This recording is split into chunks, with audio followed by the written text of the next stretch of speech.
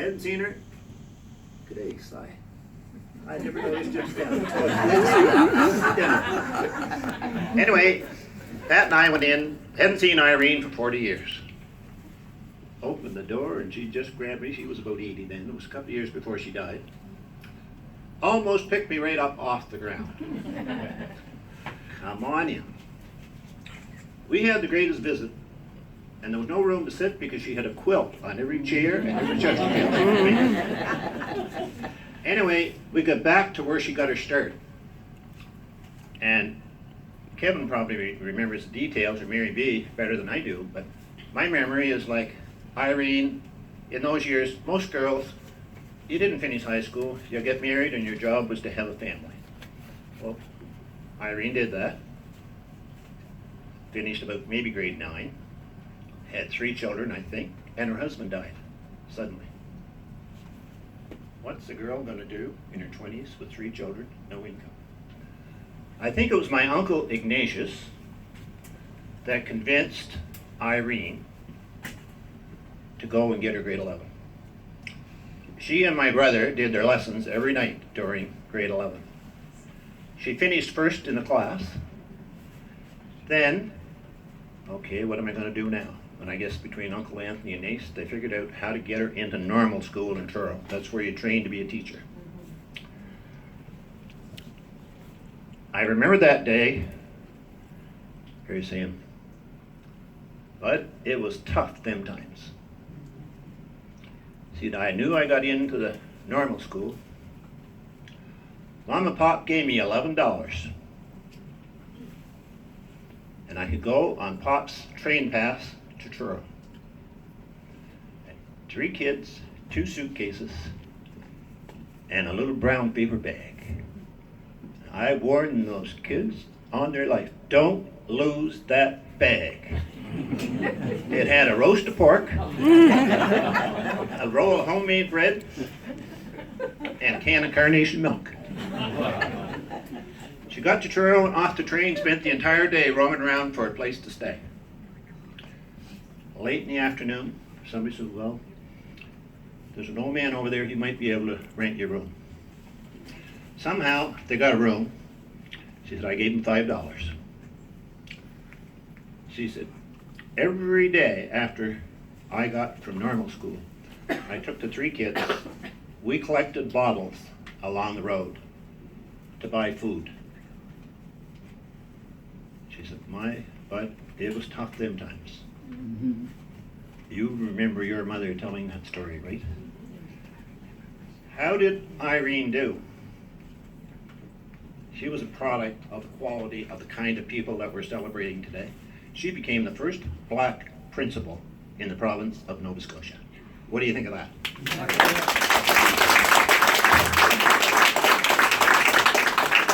So today, I met a cross-section of 2 families that I knew really, really well.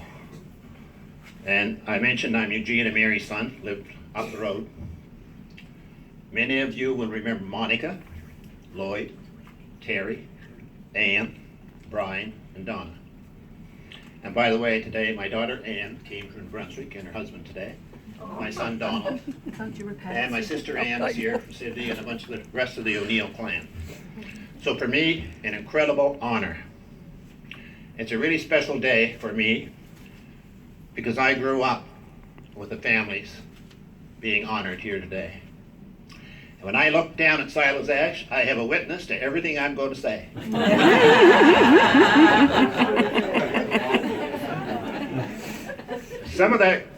One of those families or another, there was a family member in our house almost every single day of the week. And they were more than friends. They were part of our family. Bill Paris babysat us. He told stories about when he was a porter on the train, and the one about getting the big lady up in the top bunk, it would get you on the floor laughing. He played the fiddle, he step danced, and we step danced. He stopped in every Sunday after Mass, and he read tea leaves.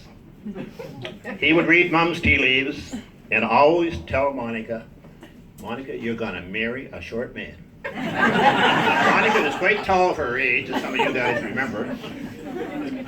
She did not appreciate the news. I talked to Monica before I came down. Monica says, yeah, I remember Bill used to bring those red cherries and those blue plums. And every fall after he killed a pig, he'd bring us a big roast of pork. And here's what my sister Monica says about Bill Paris, and what a tribute to the families here. Listen to this. From the time we were children, Bill topped the list as the most admired man we knew. What do you think of that? Yeah. Joe Paris, some of his gang are right here. He and my father were great friends, and I would see them out in front of our barn. They would talk for 2 hours at a time. And one of the stories I remember about Joe, daylight one morning, you hear this knock on the door. I go, it's Joe. Bud, run and get the 22. He said, there's a big buck up there by the track. Lo and behold, he shot the buck, brought the gun back. He said, I got to go to work. Lloyd and Terry and I dragged that deer home. And my father, when he came home from work, skinned it all up and all that stuff. We shared that between our two families. 100% out of season, and it tasted delicious. I can still see Joe marching in the Remembrance Day parade. Wow, if you want to see pride, see him in that parade. And I hope some of you people remember what I remember about that. The name Talbot reminds me of Jimmy and Wally, Lucy and Evelyn. They were always so cheerful, generous, kind. They were one of the nicest families that we knew in Mulgrave. I don't remember the Talbot soldiers because they lived down the road back at Leonard's somewhere, Gwen, didn't they? But I remember Jimmy and Wally and Lucy and Evelyn. I used to go over to their place when I'd be home visiting. All these families, they had something in common. Generosity, pride, dignity, and they had class. Especially the women. And all you got to do is look around here today. It's still there. Irene, Monica, my brother Lloyd was a priest in Halifax, and he died suddenly a year or two ago. Sunday night, Monica would invite Lloyd over for supper. Mary was always there and says, call Irene. Oh my God, Monica, I can't come. My hair's a mess. Oh, his father Lloyd said, I'll just put on a hat. Anyway, all these families were very respected by all of the O'Neills in Mulgrave. We treasured the friendship of the people. We called it Up on the Hill. I recall them so clearly. Bill and Mrs. Paris, we never called her Jane. It was always Mrs. Paris. Mrs. Paris, by the way, one night on the way from church took a heart attack. She stayed for the next 3 weeks on our Chesterfield in our living room until she got mobile again. Joe and Viola, the Talbots, Henry and Hopi, Alma. I'll never forget Henry and that horse, 10-6. At 10-6, he'd be going down by our place, and the liquor store closed at 6, and they just had time to make. Norma and Ada, Joe Joshua, Freeman Ash, and his wife Silas, you remember that? Bill and Jim Izzard, George Connolly. My father often talked about Col and Joe Jackson and Jim the Mouse. I even remember Ott Borden at the Trackety picnic when I was 16, and lo and behold, I met a Mr. Borden here this afternoon. And I remember Ott got in a little scrap at the Trackety picnic. Gee, he had blood coming everywhere. At the end, he said, my God, I thought he was tough, he said. Hit me 28 times, he said, never knocked me out, he said. What would all those people say if they were here today? I was in Summerside where Evelyn lives. In the middle of July. There was an editorial in the local paper. It was about the Black Battalion. The title was Fighting to Fight. I will share the theme of this editorial. It takes courage to fight in any war, to risk your life for your country and the beliefs it stands for. It would be easy for a 17-year-old to make excuses for not having to endure the hardship of leaving home, to face bombs, gas, bullets, and prejudice. Some black men were above that at the outbreak of the First World War. 5 of them were from Mulgrave. What is so sad, as has been mentioned, many commanding officers believed the black man was inferior. They had no place in a white man's war. The black men were fighting to fight.